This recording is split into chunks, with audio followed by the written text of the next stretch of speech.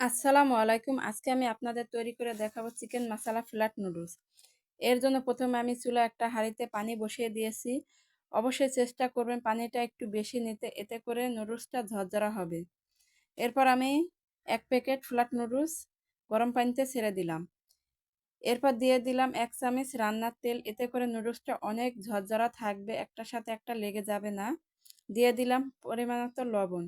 লবণটা দেওয়ার পর নুডলসটা জাল করে নেব সেদ্ধ হওয়া পর্যন্ত।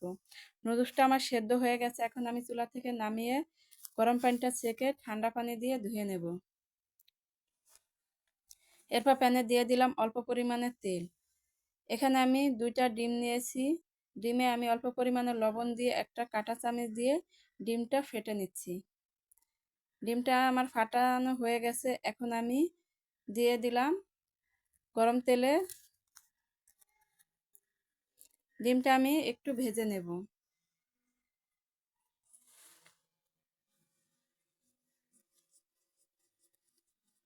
ডিমটা আমার ভাজা হয়ে গেছে, এখন আমি ডিমটা উঠিয়ে নিচ্ছি।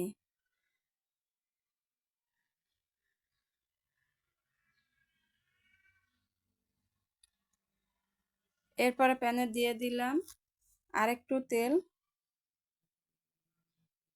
এখন দিয়ে দিচ্ছি 2টা পেঁয়াজ কুচি, 2টা কাঁচামরিচ ফালি দিয়ে আমি পেঁয়াজটা একটু নেড়ে চেড়ে ভেজে নেব।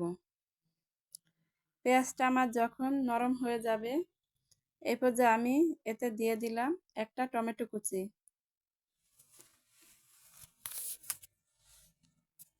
দিয়ে দিলাম 2 চামচ সয়া সস,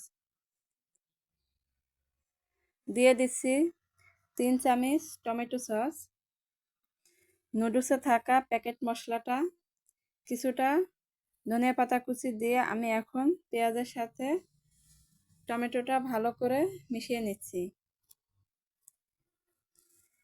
এরপরে দিয়ে দিলাম সিদ্ধ করে রাখা নুডলস, দিয়ে আমি টমেটোর সাথে একটু নেড়ে চেড়ে সময় নিয়ে ভেজে নেব।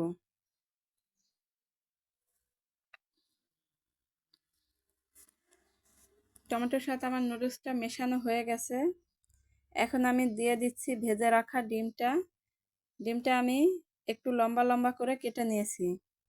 এরপর আমি নুডলসের সাথে ডিমটা ভালো করে মিশিয়ে নিচ্ছি।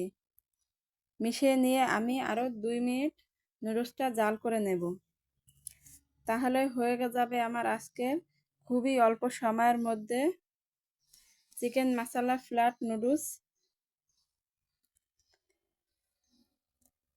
এই নুডলস খেতে অসম্ভব মজার হয়, ছোট বড় সবাই পছন্দ করে।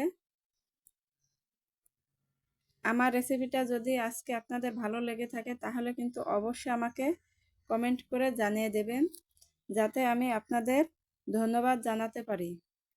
আল্লাহ হাফেজ।